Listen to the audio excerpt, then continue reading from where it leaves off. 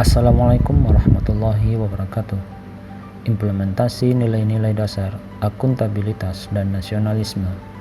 Bersama saya, Junaidi Firmansyah, Latsar CPNS Angkatan 28, Kementerian Desa Pembangunan Daerah Tertinggal dan Transmigrasi, tahun 2021. Akuntabilitas. Akuntabilitas merupakan kewajiban pertanggungjawaban yang harus dicapai yang merujuk pada kewajiban setiap kelompok atau institusi untuk memenuhi tanggung jawab yang menjadi amanahnya. Seberapa pentingkah akuntabilitas? Akuntabilitas sangat penting karena merupakan prinsip dasar bagi organisasi yang berlaku pada setiap level atau unit organisasi sebagai suatu kewajiban jabatan dalam memberikan pertanggungjawaban laporan kegiatan kepada atasannya. Akuntabilitas publik. Akuntabilitas publik memiliki 3 fungsi. Pertama, peran demokrasi, yaitu untuk menyediakan kontrol demokratis. Lalu, peran konstitusional, yaitu untuk mencegah korupsi dan penyalahgunaan kekuasaan. Dan peran belajar, yaitu untuk meningkatkan efisiensi dan efektivitas belajar. Ada 2 jenis akuntabilitas publik. Yang pertama, akuntabilitas vertikal, yang merupakan pertanggungjawaban atas pengelolaan dana kepada otoritas yang lebih tinggi. Kemudian, akuntabilitas horizontal.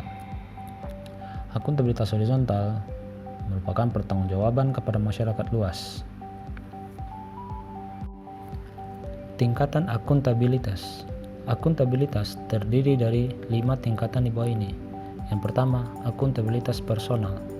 Akuntabilitas personal mengacu pada nilai-nilai yang ada pada diri seseorang seperti kejujuran, integritas, moral, dan etika.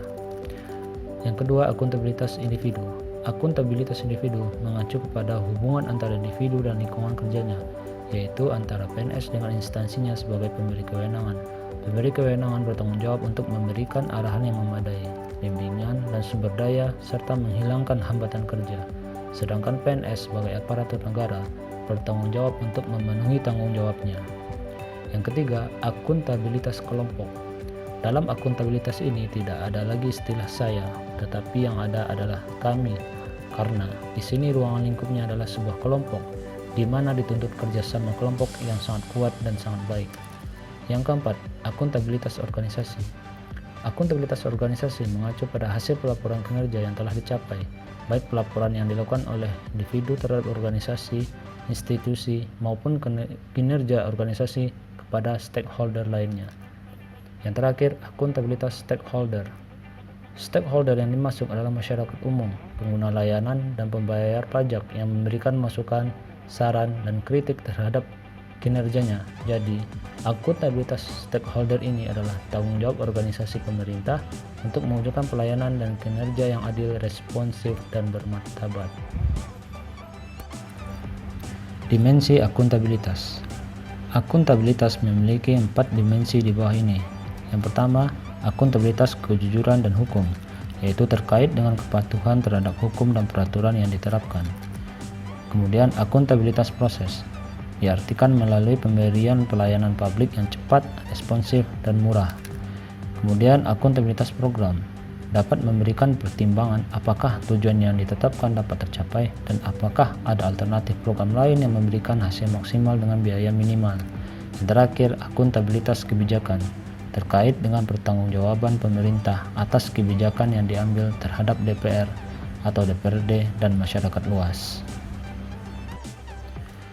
Ada 9 indikator nilai-nilai akuntabilitas: kepemimpinan, transparansi, integritas, tanggung jawab, keadilan, kepercayaan, keseimbangan, kejelasan, konsistensi. Implementasi nilai-nilai akuntabilitas dalam kehidupan sehari-hari dan lingkungan pekerjaan. Mengumpulkan laporan kinerja bulanan merupakan tanggung jawab apa yang telah dikerjakan dan yang dicapai selama sebulan kepada atasan. Disiplin waktu, datang lebih awal ke kantor dan pulang tidak mendahului jam pulang merupakan integritas sebagai seorang ASN.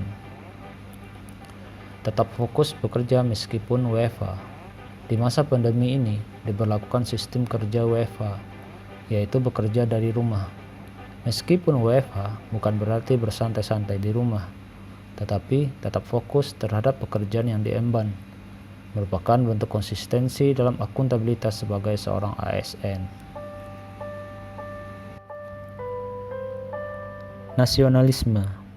Nasionalisme dalam arti sempit adalah suatu sikap yang meninggikan bangsanya sendiri, sekaligus tidak menghargai bangsa lain sebagaimana mestinya. Sikap seperti ini jelas mencerai-beraikan bangsa yang satu dengan bangsa yang lainnya.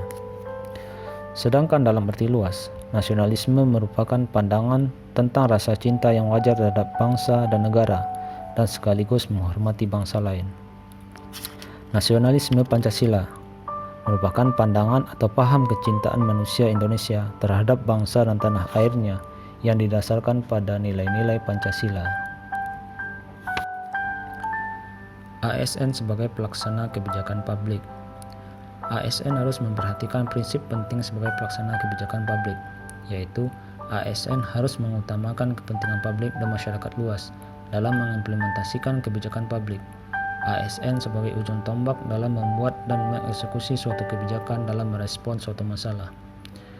ASN harus mengutamakan pelayanan yang berorientasi kepada kepentingan publik. Setiap ASN harus menyadari sebagai aparatur profesional yang kompeten, berorientasi pelayanan publik, dan loyal kepada negara dan aturan perundang-undangan. ASN harus berintegritas tinggi dalam menjalankan tugasnya, yaitu memiliki potensi dan kemampuan yang memancarkan kewibawaan dan kejujuran sebagai wujud keutuhan prinsip moral dan etika bangsa dalam kehidupan bernegara. ASN sebagai pelayan publik. Berdasarkan Undang-Undang Nomor 25 Tahun 2009 tentang Pelayanan Publik, pelayanan publik dipahami sebagai kegiatan atau rangkaian kegiatan dalam rangka pemenuhan kebutuhan pelayanan sesuai dengan peraturan perundang-undangan bagi setiap organ negara dan penduduk atas barang, jasa, dan atau pelayanan administratif yang diselenggarakan oleh penyelenggara pelayanan publik. Suatu pelayanan harus diberikan secara maksimal oleh aparat pemerintah hingga tercapai kepuasan pelanggan, atau dalam hal ini adalah masyarakat umum yang disebut sebagai pelayanan prima.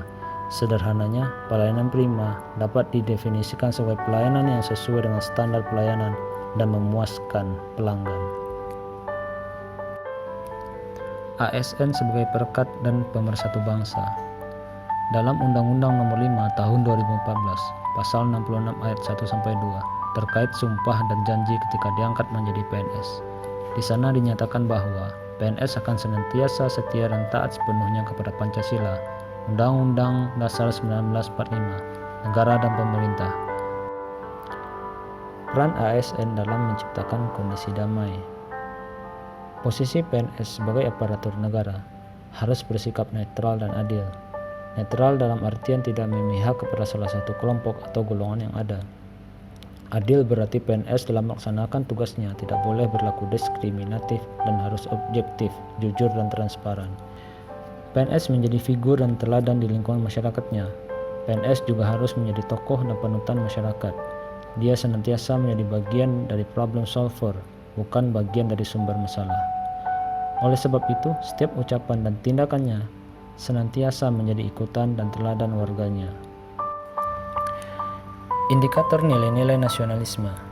Kepercayaan kepada Tuhan Yang Maha Esa, mengakui persamaan derajat tanpa membeda-bedakan setiap manusia, rela berkorban untuk kepentingan negara dan bangsa, mengembangkan rasa cinta tanah air dan bangsa dan rasa persatuan, tidak memaksakan kehendak kepada orang lain, mengutamakan musyawarah dalam mengambil keputusan, kekeluargaan dan kegotong royongan, adil terhadap sesama, suka memberi pertolongan kepada orang lain. Implementasi nilai-nilai nasionalisme dalam kehidupan sehari-hari dan kantor. Melaksanakan sholat merupakan bentuk perwujudan kepercayaan kepada Tuhan Yang Maha Esa. Menggunakan batik sebagai produk dalam negeri adalah bentuk rasa cinta pada tanah air. Berdiskusi masalah pekerjaan dengan atasan atau rekan kerja, meskipun lewat media online, wujud dari mengutamakan musyawarah. Membantu rekan kerja dengan sukarela, bentuk sikap suka menolong.